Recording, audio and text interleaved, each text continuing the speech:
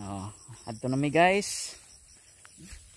Babay sa pagkakaron humay, balikan ra kanamo kung ting harvest na.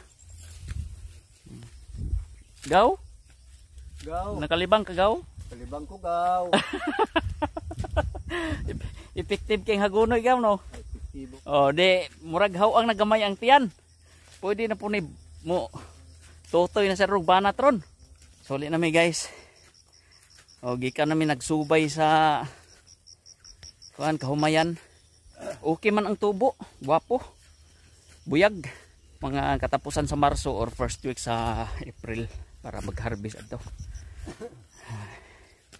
Kay more man ginang ato ang kuan. Ang ato ang kaugmaon aning bukid magkugir man gid ta og pananom aning kuan. Uma para nga natay